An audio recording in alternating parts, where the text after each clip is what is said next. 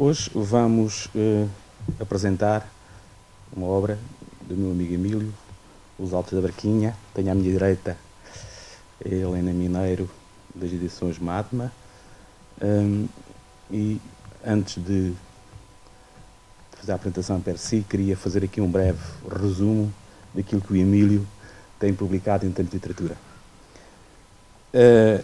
O Emílio foi, em 2011, foi eleito um dos 5 autores novos talentos pela FNAC, com o conto O João, o Trovador.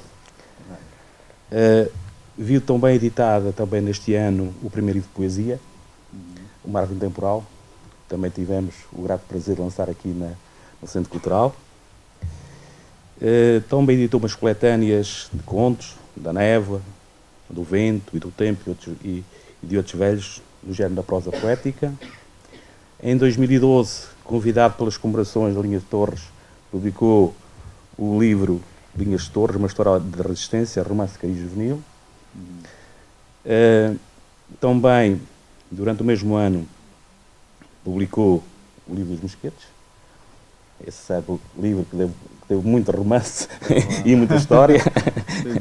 Ou seja, que foi a chegada dos portugueses ao Japão. Neste ano, em 2012, entendeu o Executivo Municipal condecorar o Emílio com a Medalha de Mérito Municipal, grau Cultura, grau Prata. E também, já em 2013, integrou 3 coletâneas de poesia: Antologia da Moderna Poética Portuguesa, Entre Sono e o Sonho e Audaz Fantasia. Emílio Miranda, hoje, publica Os Altos da Barquinha. Eu não conheci o Emílio, isto aconteceu, era eu vereador da Cultura, quando a minha prima estava nas férias de Sesimbra e via estante A Princesa do Corpo. O Emílio é da Barquinha, pronto. Foi com muito gosto que nesse verão li A Princesa do Corpo. E, na altura, a pedido do Emílio, escrevi umas considerações sobre a princesa. No fundo, também se encaixa muito Os Altos da Barquinha. Anda aqui uma similitude.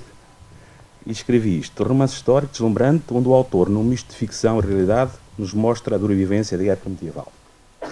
Esta obra faz recuar aos tempos primórdios da nacionalidade, das desigualdades vigentes nas classes sociais, dos critérios de justiça reinantes à época, da luta pela posse das terras, da discrepância entre sentimentos e atitudes dos homens e mulheres de antanho, muitas vezes de singular solidariedade e humanidade, dos seus usos e costumes, e dá-nos a imagem de criação de uma cidade dos tempos del Rei, a sua Vila Real. Muito bem, mas o que nos traz hoje aqui é para falar dos Altos da Barquinha.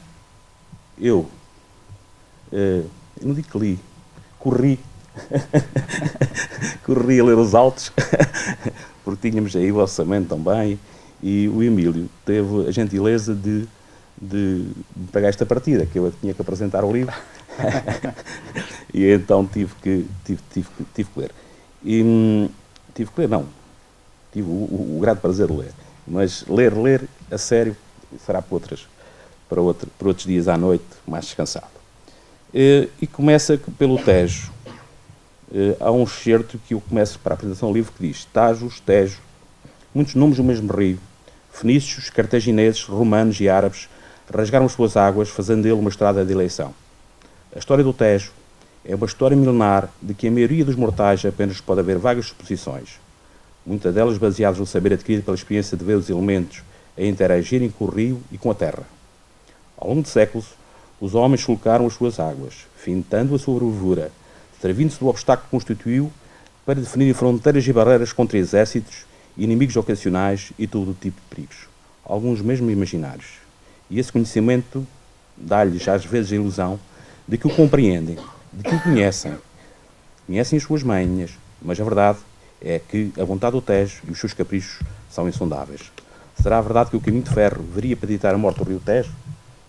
Começa o Emílio, logo, na introdução, a levantar esta questão. Aliás, toda a história se baseia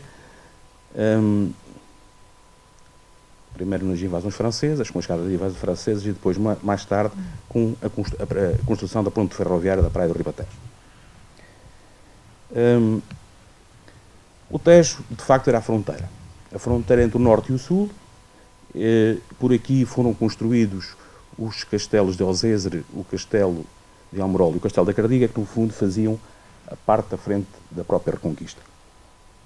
E também era um corredor de comunicação. Aliás, desde os primórdios da nacionalidade, o Tejo foi sempre um corredor de comunicação. Onde a gente está, o traçado urbano, o Vila da Braquinha, no fundo, cresceu junto ao rio Tejo. E também a influência do próprio rio. A sua disposição, nascente-poente, é consequência do próprio rio, nomeadamente de acompanhar, no fundo, o paralelismo do rio.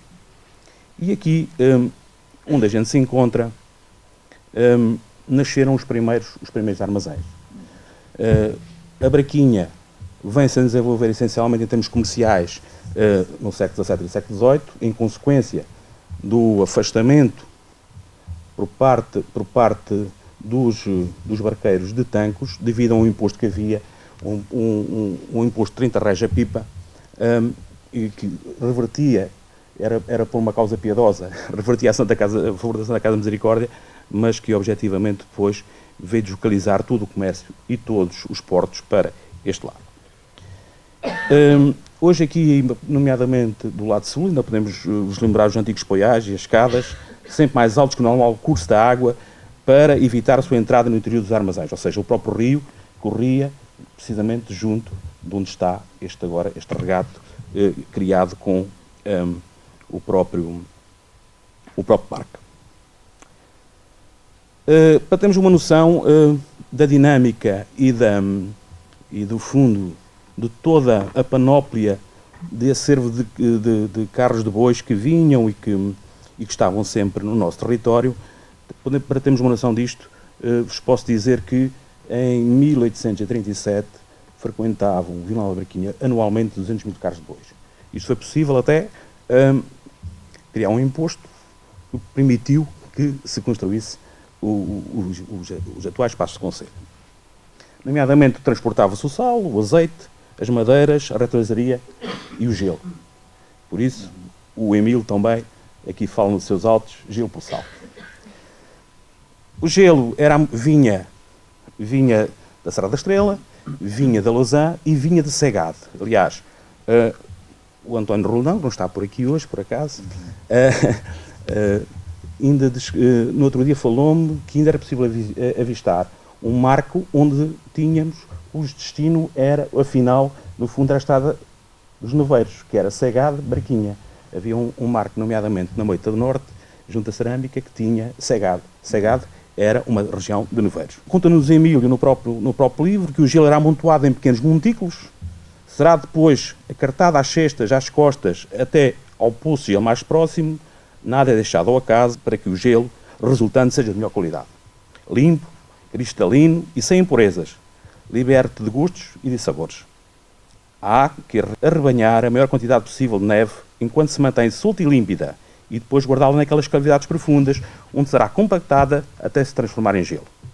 Tapado por palha e fetos, o gelo permanecerá ali até o final da primavera, início do verão, altura em que serão então cortados em grandes blocos e transportados em carro de bois pela serra até Constância e Barquinha, de onde embarcará em barcaças rio abaixo, desta feita até Lisboa, aos armazéns de Martinho da Arcada e outros de menor nomeada, para deleite dos senhores e senhores. Isto tem a ver nomeadamente com o uso, ou seja, este uso do gelo, dos gelados, dos sorvetes, foi introduzido pelos Filipes, os reis espanhóis. E havia mesmo um oficial de neveiro. Em Lisboa havia o mesmo oficial de neveiro, ou seja, era um negócio extremamente florescente. E para vocês terem uma noção, era sempre utilizado o barco, porquê? Porque para já era muito mais rápido e depois o custo terrestre implicava um valor 10 vezes superior ao custo marítimo.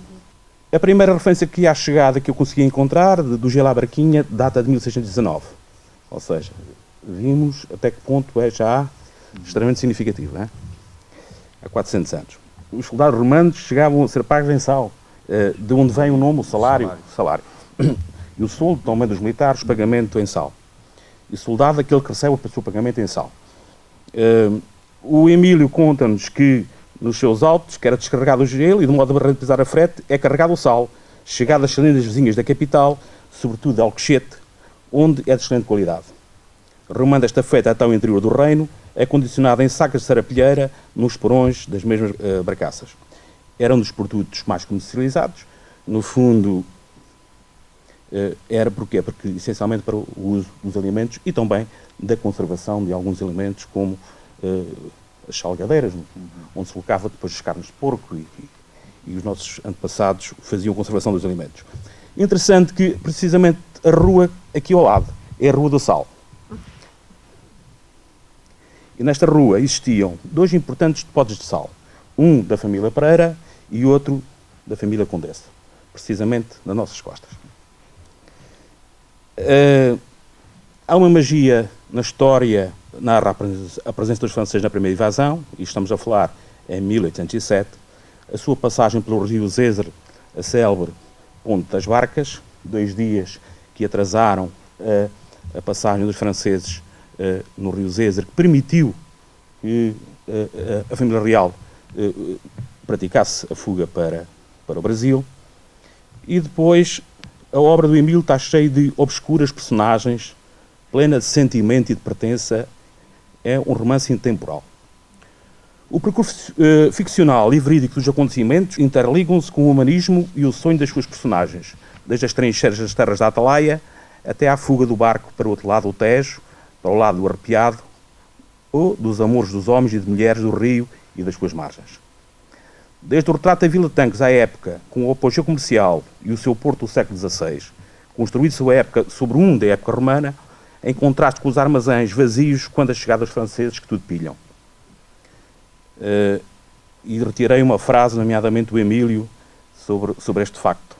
Não esquece os mais velhos das histórias que falam do tempo em que o Arrepiado se refugiavam os da outra banda, quando os franceses invasores chegaram a Tancos para pilharem e incendiarem teres e haveres. Abominável realização da guerra. Melhor seria se a cobiça se transformasse em festa e a fraternidade em alimento da alma. Aquele rocio acolhe diariamente dezenas de carros e carroças, puxado por mulas, cavalos e juntas de bois, em busca do que se torna necessário nas povoações do interior, e que chega em embarcações que sobem e descem o rio, as provenientes das terras altas, muitas vezes chegam de Santarém, Vila Franca e Lisboa. Mercadorias que passam de mão em mão, são carregadas e descarregadas, transacionadas enquanto o diabo esfrega um olho. Notícias e rumores circulam. O rio é um pasquim e o mundo um circo, um local mágico de invenções e exageros.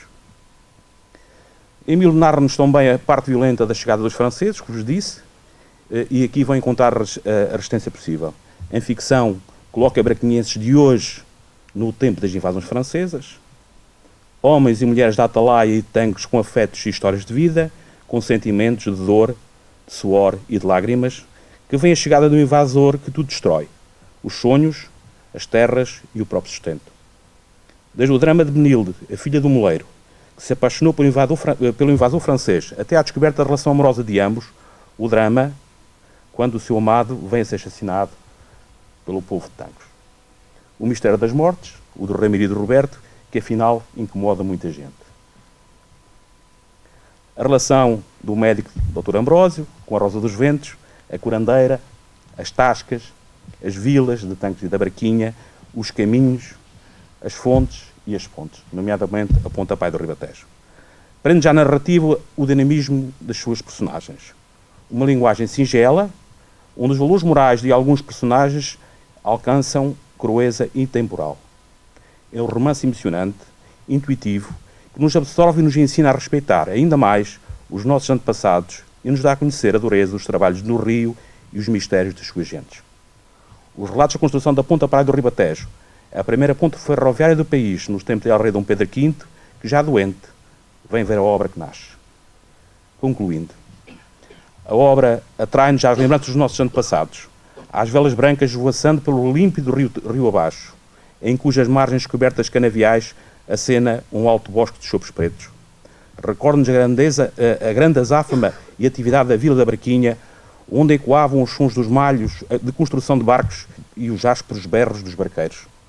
Recordações de confusão dos atos de comércio, onde homens se apinhavam, de grandes barcos na margem, de mercadorias que iam embarcando para o fornecimento de Lisboa e as mulheres a lavar à beira do rio. Tantas histórias e tantas memórias. Quem quiser que leia, pois o Tejo, pela mão de Emílio, conta orgulhoso a sua história.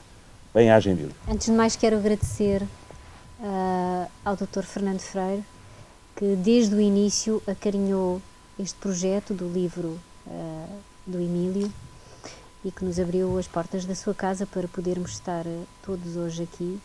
Agradecer ao Emílio também por acreditar nesta pequena editora e falar sobre este livro será sempre um assunto que ficará à margem daquilo que se pode dizer, porque de facto apenas lendo o livro se pode perceber a história que aqui está.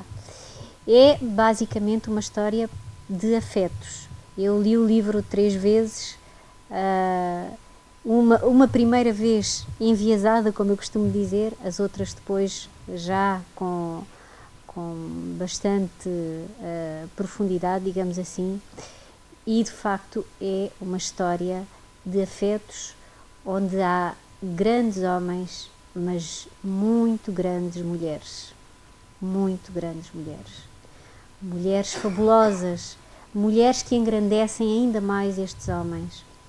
E é maravilhoso constatar como, afinal de contas, os temas da humanidade são sempre os mesmos.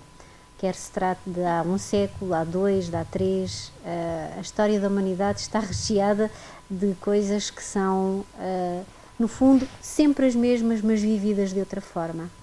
E é fabuloso como o Emílio conseguiu reportar-se à época, parece que viveu até mesmo nessa época, se calhar viveu, não sabia, se calhar viveu, se calhar vivemos todos, eu estou convicta que sim, e conseguiu retratar, creio eu, fazendo fé nisto que acabo de dizer, de uma forma muito eficaz, aquilo que foi a história à época, de maneira que melhor do que tudo, obviamente, será lerem o livro, e tão importante como isso, quanto isso, será passarem o testemunho daquilo, do quanto este livro vos vai tocar, tenho a certeza. Passar esse testemunho, dizer ao vizinho do lado, dizer às gentes que aqui moram, porque foi aqui que tudo começou, aquilo que está nas páginas deste livro. É importante que os jovens, nomeadamente os jovens desta terra, saibam aquilo que se passou aqui.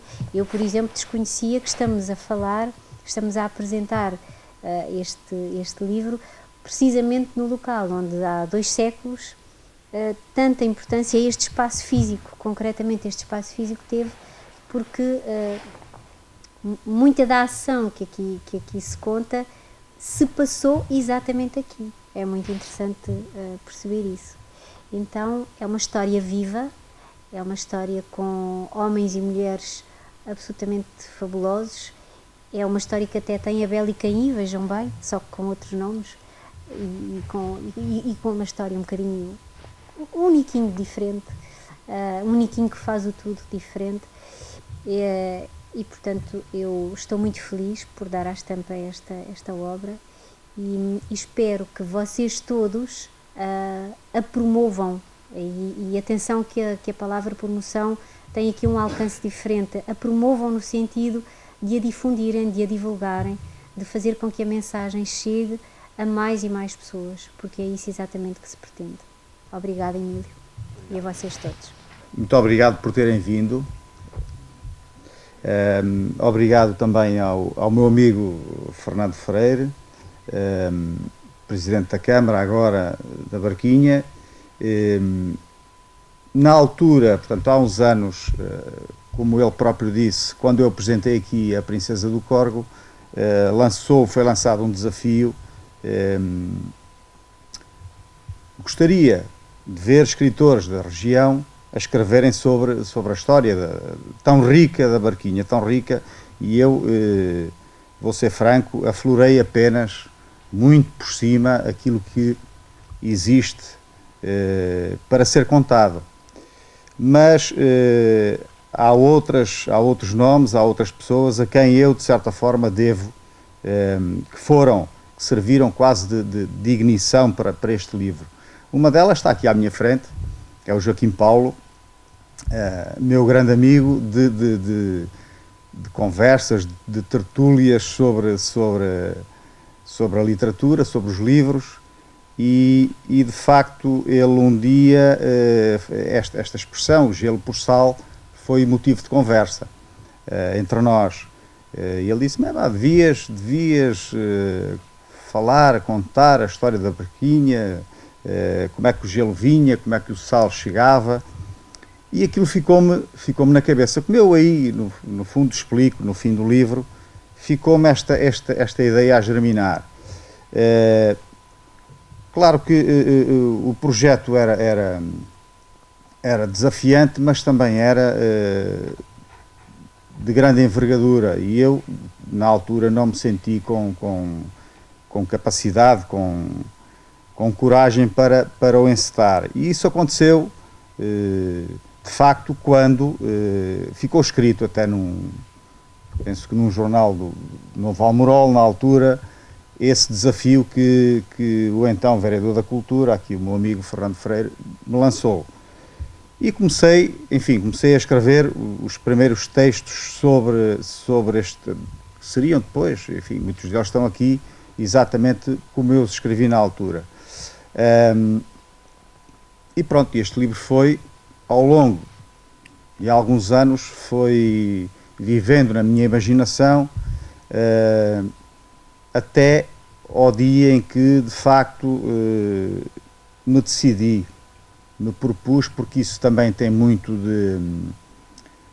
de querermos abraçar os projetos. Eles são sempre, aliás, quanto mais assustadores forem no início, mais interessantes são depois, quando estamos a trabalhar.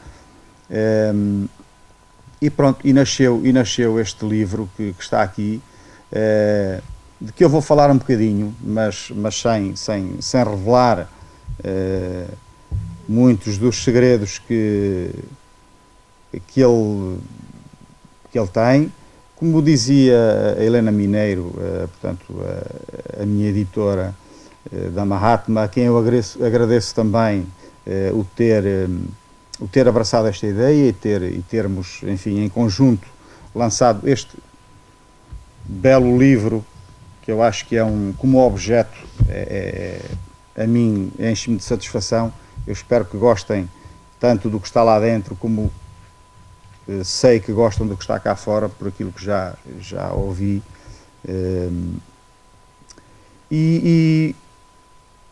E vou começar, enfim, pelo título, Os Autos da Barquinha. Porquê é este título?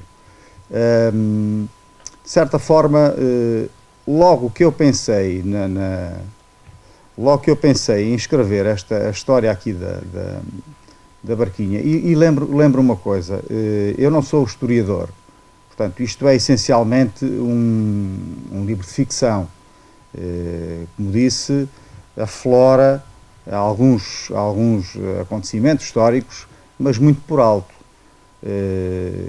Desafio, e sim, historiadores, pessoas dedicadas à história, a trazerem para o conhecimento de todos nós muitos outros segredos. Mas porquê os autos da barquinha? Precisamente porque me lembrei logo de imediato dos autos do Gil Vicente, e achei que se enquadrava perfeitamente naquilo que eu queria fazer, porque esta história decorre em vários, portanto, vai decorrendo em vários locais, por isso eu chamo os autos. Isto é quase que uma representação teatral ao bom jeito do Gil Vicente, e começa desde logo 50 anos antes, na Atalaia, com as invasões francesas e com o acontecimento que lá tem lugar e que, de certa forma, vai ter resultados, vai ter repercussões 50 anos depois. Como já aqui também foi dito, portanto, agora perdi-me. como já aqui foi dito, portanto, isto começa de facto na Atalaia, 50 anos antes. E 50 anos depois, o que lá acontece vai ter o seu desenvolvimento, portanto, vamos perceber o desenlace de alguns dos factos que acontecem nessa altura. Os franceses passaram por aqui nas primeiras invasões e houve de facto a questão da ponte das barcas, no Zézer. Eles tiveram ali uma série de perdas e claro que aqui as populações refugiaram as mulheres e as crianças do outro lado, no Arrepiado, e montaram-lhe aqui emboscadas. E muitos deles foram aqui mortos. Recordo aqui há uns anos, houve umas escavações onde é agora a estação do entroncamento e foi descoberta uma vala comum com umas dezenas daquilo que se supõe que seriam baixas de franceses, portanto, franceses mortos aqui na região. Eu quis, logo nesta primeira parte do livro, houve algumas pessoas que foram fundamentais para que este livro nascesse. Uma delas, de facto, ali o Joaquim Paulo, com esta expressão, o gelo por sal, o Fernando Freire também, obviamente com esse grande desafio que me lançou. Lá atrás está o Hugo Leitão, que acabou de chegar há bocadinho. O Sr. Roldão não está aqui, gostaria que ele estivesse também. E o Carlos Vicente, que está ali. E então eu fiz aqui uma brincadeira. Fiz uma brincadeira que foi também uma homenagem a esses 5 amigos e que foi precisamente colocá-los nessa frente de emboscada que é feita aos franceses precisamente em 1807. Eles estão lá os 5, pelo menos estão lá os nomes deles, e foi, eu não sei se já alguém fez isto, penso que não, eu já li muitos livros, não lembrei-me e achei que, para além de lhes agradecer no fim, achei que seria interessante. As personagens não representam, até porque muitas delas aparecem ali e desaparecem, não representam em absoluto, portanto não pretendo fazer um retrato daquilo que eles são, como eu os conheço. O que eu quis foi que os nomes deles estivessem aqui no livro, e cá estão. Lembro-me de um episódio que ali o Carlos Vicente me contou. Precisamente os franceses, quando descem para Tancos, ocupam a igreja e do outro lado do Arrepiado, portanto, as populações faziam manguitos para esta banda. E então os franceses roubaram, portanto, furtaram um dos painéis. Carlos, ainda há pouco tempo falavas nisso, que esse painel estará por França. Curiosamente, esse está restaurado, está em bom estado de conservação. O que nós cá temos não estava há algum tempo atrás, penso que está a ser tratado, é bom, é uma boa. Mas eu até acabo por dizer, em título de nota, que são as ironias da paz. No fundo há as ironias da guerra, mas depois também há as ironias da paz. Como é que algo que é levado, isso enche-nos de satisfação, não é? Sabermos que algo que era nosso e que foi levado para um país distante do nosso, que apesar também da guerra, que há esse respeito pelo objeto e que ele se encontra bem de saúde. Este livro, como a Helena já referiu, É um livro de afetos, é um livro de...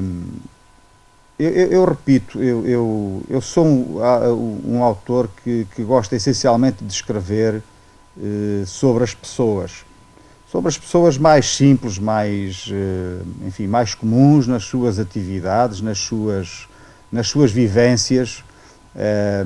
Como já tinha feito na Princesa do Corgo, aqui fiz exatamente a mesma, é isso que me dá gosto. Eu costumo dizer que, ou pelo menos tenho uma frase que diz que os heróis são encontrados abaixo das estátuas é que estão os heróis, não é a estátua, portanto, é abaixo do pedestal é que se encontram os heróis, não é acima do pedestal. E os meus livros, no fundo, têm essa procura. Procuro, isso sim, personagens interessantes, enfim, o cego que vê mais do que os que realmente veem, pessoas com os seus dilemas, com os seus conflitos pessoais, que se dedicam ao seu trabalho, às suas tarefas, e no fundo a minha preocupação foi trazer-vos um retrato daquilo que seria a Barquinha no século XIX. Portanto, a ação acaba por decorrer 50 anos após as invasões francesas, e há aqui um fulcro da ação que é objeto de reflexão. Eu não trago respostas, os livros penso que não devem trazer respostas, devem trazer, isso sim, reflexões, devem nos levar a refletir. E é precisamente, portanto, o Tejo era uma autoestrada por onde circulavam, vindos de Lisboa e das terras a jusante, os produtos que lá eram produzidos, e vinham e iam daqui para baixo aquilo que também nós cá produzíamos, sendo que fiz este enfoque na questão do gelo. Portanto, nós vamos ainda até a Lausanne, onde o Martinho da Arcada teria, numa determinada altura, só ele seria proprietário de 5 poços de gelo, que era uma riqueza monumental na altura. Portanto, o gelo era algo que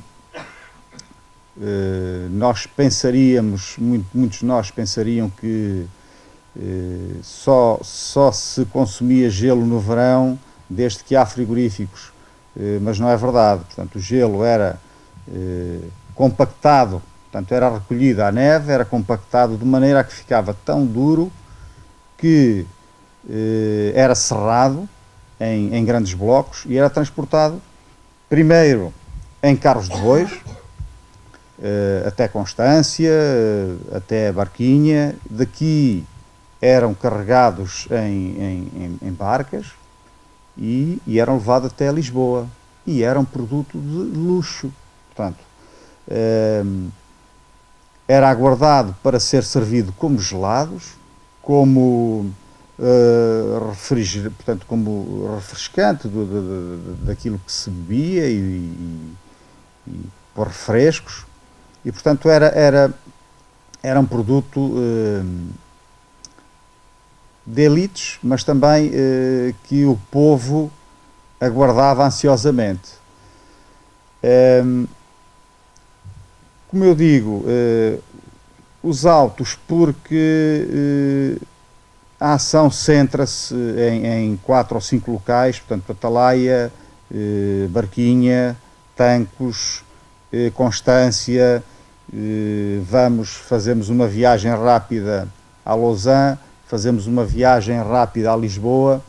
Em Lisboa, para quem não sabe, ainda existe hoje um local onde a ginginha é servida, também passamos por lá e existe inclusivamente lá um painel de azulejo que faz referência precisamente à barquinha. Supõe-se que ali se encontrariam enfim, marujos idos daqui, portanto era ali que se encontravam, e isso também é aqui referenciado neste livro. A grande questão é se o caminho de ferro que chega a esta região a partir de 1860, a primeira ponte construída sobre o Tejo Nacional, que já não existe, mas está lá a sucessora, é de 1862. Eu tive inclusivamente acesso ao primeiro horário, que é datado de 7 de novembro de 1862, onde estava delineada a primeira ligação entre Lisboa e Rossio ao sul do Tejo. A grande questão é de que modo é que a vinda do caminho de ferro vem pôr em causa, vem de certa forma contribuir para o declínio do comércio fluvial. E de que maneira é que tentar perceber o que é que as pessoas sentiram nesta altura perante esta inovação. Como nós sabemos, nós somos um povo, sempre fomos um povo que gostou da inovação. Nós sempre gostamos da inovação, mas simultaneamente, num primeiro impacto, nós receamos sempre tudo o que é novo. E aqui penso que aconteceu mesmo. Aconteceu mesmo. O caminho de ferro era considerado por muita gente uma obra do demónio. E as pessoas, portanto, aquilo era uma fera de aço que era quase um dragão que lançava fumo e que nos primeiros tempos aterrorizou as pessoas. Esta primeira ponte, que é a primeira ponte construída sobre o Tejo Nacional, que consta que o Dom Pedro V veio assistir in loco a uma fase da construção de um batelão do caminho de ferro e depois foi pernoitar à Quinta da Cardiga e, tragicamente, 2 meses ou 3 meses depois dessa visita, o rei morre. Nunca se soube muito bem se envenenado, se de tifo, enfim, supõe-se que tenha sido de tifo, mas de facto o rei morre. No fundo, o livro anda à volta disto. O que é que esta gente que aqui vivia e vivia das artes do rio, o que é que representou para estas pessoas a vinda dessa grande inovação. Claro que, como sempre, muitos aguardam, expectantes, esse novo invento, outros receiam-no, e enfim, vão vivendo as suas vidas, e são elas essencialmente que de certa forma me deu prazer retratar aqui, porque, como disse, a história é feita por gente banal, e é sobre essa gente banal que eu gosto de escrever. E era essencialmente isto que eu queria falar sobre este livro. Não quero, obviamente, desvendar os enigmas que por aqui andam.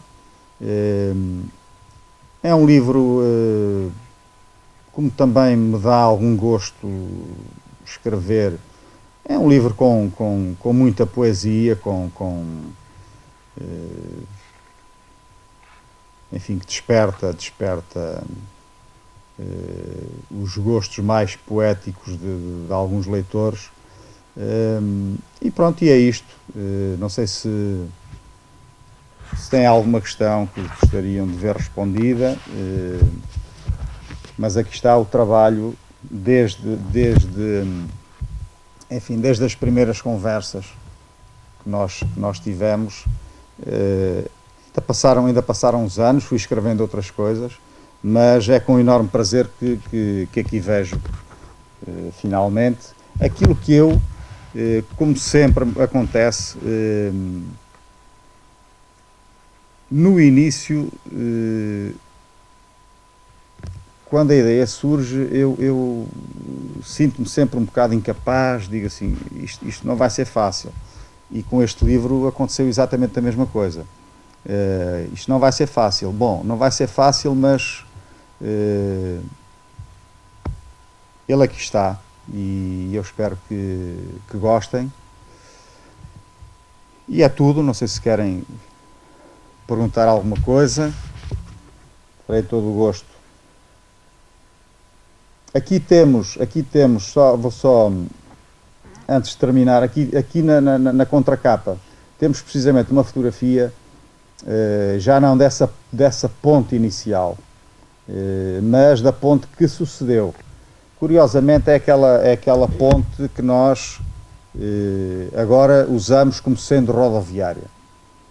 Essa ponte é de 87, 89, penso que é em 87, que ela começa a ser construída para substituir precisamente essa anterior, que era uma ponte ainda ao estilo inglês. Aliás, aqui o livro refere inclusivamente que todo o metal, todo o ferro utilizado veio de Inglaterra, as toneladas de material utilizado para fazer aquela ponte, mas era uma ponte que,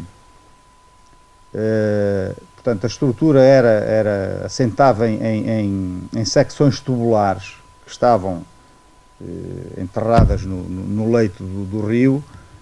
Consta que só metade dessas secções tubulares é que estavam sobre rocha, as restantes estavam sobre a areia, e sempre que o comboio lá passava, aquilo vibrava tanto, logo desde o início da sua construção, que muita gente tinha medo de lá passar. Portanto, e as pessoas, de certa forma, estavam sempre à espera, aquilo um dia vai cair, As pessoas achavam que aquilo iria cair.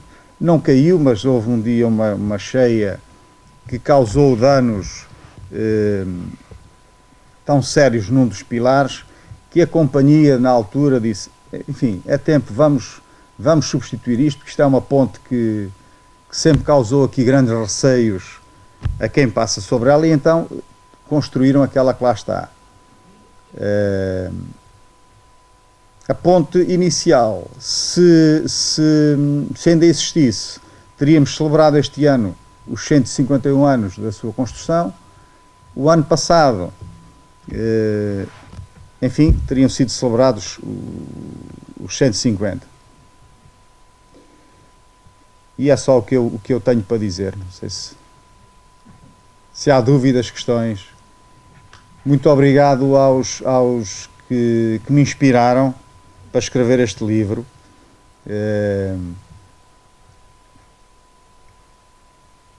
É só. Espero que gostem.